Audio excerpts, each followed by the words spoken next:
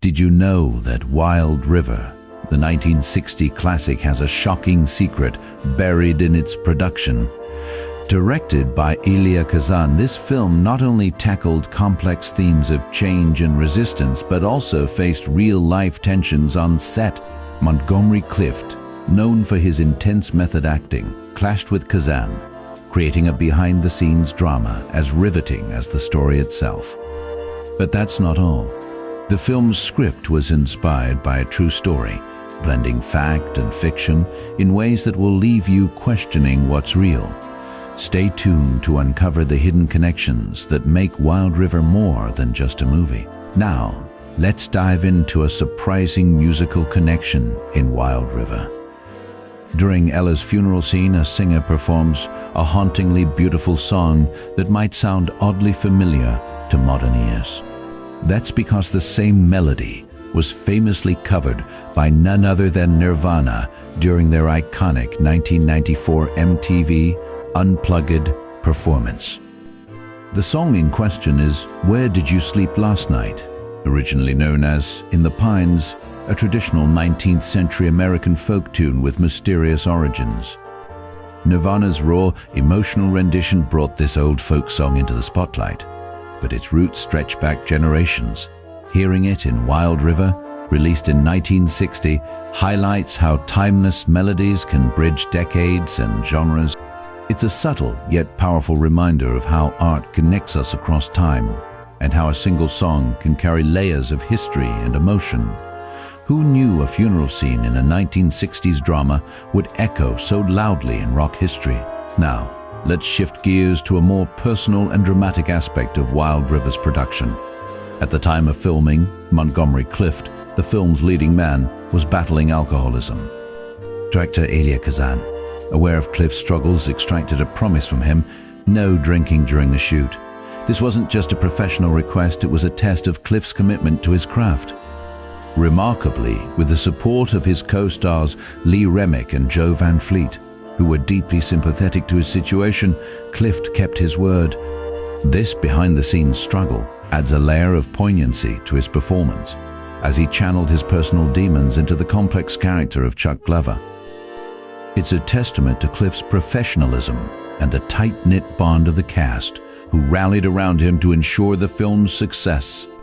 This hidden chapter in Wild River's history reveals the human cost of artistry and the lengths to which a team will go to bring a vision to life. Now, let's explore a fascinating casting decision that could have changed the face of Wild River.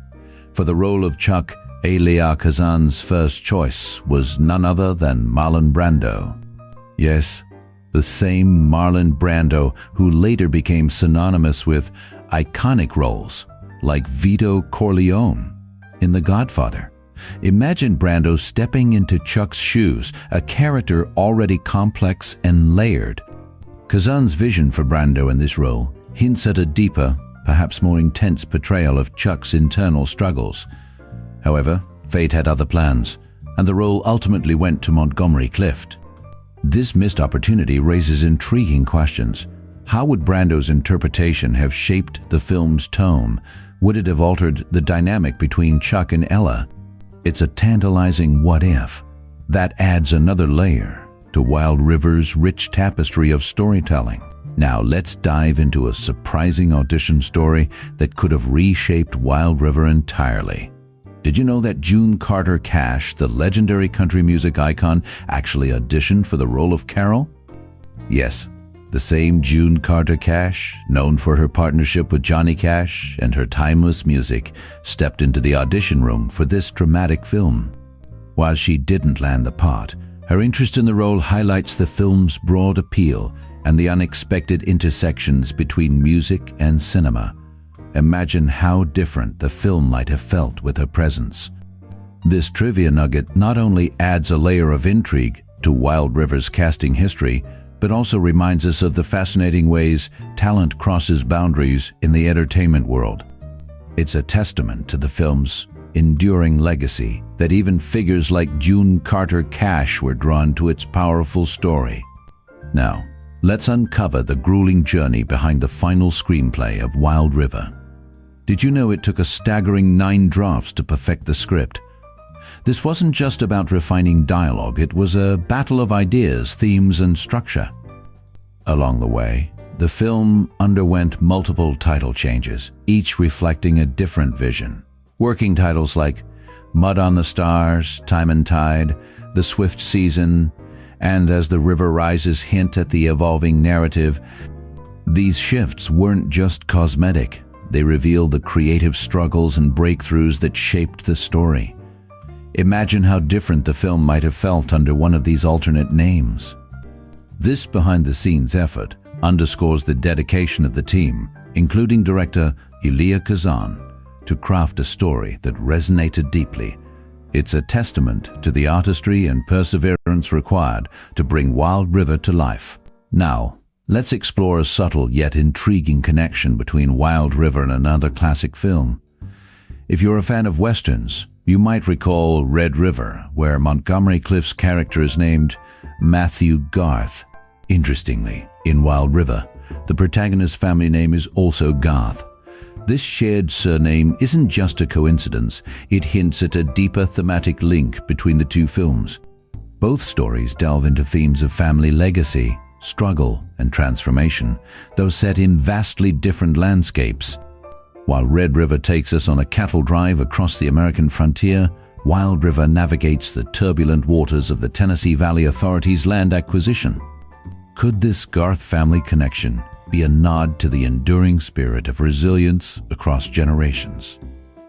It's a fascinating detail that invites us to draw parallels between these cinematic masterpieces. So, the next time you watch Wild River, keep an ear out for that familiar family name and ponder the threads that tie these stories together. Now let's delve into the roots of Wild River and uncover a fascinating piece of its history. Did you know that director Elia Kazan had been envisioning this project since 1934? That's right, Kazan's connection to this story began decades before the film's 1960 release. During the height of the Great Depression, Kazan worked in the very region that inspired Wild River, immersing himself in the struggles and resilience of its people. This long-standing vision wasn't just a fleeting idea, it was a passion project, shaped by years of reflection and experience. What's even more intriguing is how this early exposure to the area's challenges influenced the film's themes of change, resistance, and human dignity. Kazan's deep-rooted connection to the material adds a layer of authenticity to Wild River, making it more than just a movie. It's a testament to his enduring commitment to storytelling. So, the next time you watch Wild River, remember that every frame carries the weight of a vision nearly 3 decades in the making. Now let's pause for a moment and take a closer look at a scene that might have slipped past most viewers. Around the 20-minute mark, there's a poignant shot of Lee Remick sitting in the family graveyard. But here's where it gets intriguing. The headstone next to her reads James Baldwin. Could this be a subtle nod from director Elia Kazan to the acclaimed writer? Baldwin, a prominent voice during the era this film was produced, tackled themes of racism head-on in his work, themes that are central to Wild River. This hidden detail adds a layer of depth to the scene, inviting us to consider the film's broader commentary on race and society. It's a small but powerful moment that shows how Kazan wove real-world influences into his storytelling. So, the next time you watch this scene, keep an eye out for that headstone. It's more than just a prop. It's a silent shout-out to a literary giant. Now, let's shift our focus to the incredible effort that went into bringing the Garth farmhouse to life on screen. Believe it or not, constructing this set was no small feat. It took a full 2 months to build, and the cost? A staggering $40,000, a significant sum in 1960. This level of dedication to authenticity speaks volumes about Elia Kazan's commitment to the story. The farmhouse wasn't just a backdrop, it was a character in its own right, grounding the narrative in a sense of place and history. When you see it on screen, take a moment to appreciate the craftsmanship and the resources poured into making it feel real. It's a testament to the film's attention to detail and the lengths the crew went to ensure every element felt genuine. Show scene from movie. This kind of behind-the-scenes effort often goes unnoticed, but it's what elevates Wild River from a mere movie to a cinematic masterpiece. Now, let's dive into a fascinating aspect of Wild River that often goes unnoticed. The film marked the debut of two actors who would go on to leave an indelible mark on cinema. First up, Barbara Loden. Known for her raw, authentic performances, Loden's debut here is a quiet yet powerful introduction to her talent. She would later direct and star in Wanda, a film now considered a landmark in independent cinema. But it all started here, in Wild River, with a role that hinted at her future brilliance. And then there's Bruce Dern, whose intense screen presence is unmistakable even in his first film. Dern's career would skyrocket, earning him acclaim in classics like Coming Home in Nebraska. Seeing these two legends in their earliest roles adds a layer of intrigue to Wild River, making it not just a story of the past, but a glimpse into the future of film. Now, let's explore a strategic decision by director Elia Kazan that added a layer of intensity to Wild River. Having already directed Jo Van Fleet to an Oscar for her performance in East of Eden, 1955, Kazan was eager to pair her with Montgomery Clift. Why? Because he believed Van Fleet's commanding presence would eat Clift alive on screen. This dynamic pairing resulted in some of the film's most electrifying scenes, showcasing Kazan's keen understanding of his actor's strengths. It's a fascinating example of how a director's vision can elevate a film's emotional core, turning a simple interaction into a gripping moment of cinema. Despite its critical acclaim, Wild River faced an uphill battle at the box office.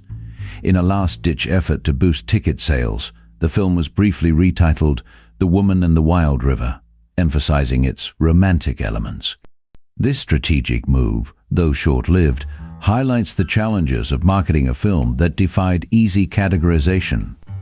Directed by Elia Kazan, the movie blended social drama with a poignant love story, but its nuanced approach may have left audiences unsure of what to expect. This retitling attempt, while unsuccessful in the long run, offers a fascinating glimpse into the length studios would go to in order to find an audience for a film ahead of its time. It's a reminder that even masterpieces sometimes struggle to find their footing in the ever-changing landscape of cinema. Now let's dive into a casting decision that could have drastically altered the course of Wild River. 20th Century Fox pushed hard for Elia Kazan to cast Marilyn Monroe in the lead actress role, but Kazan dismissed the idea outright, calling it absurd.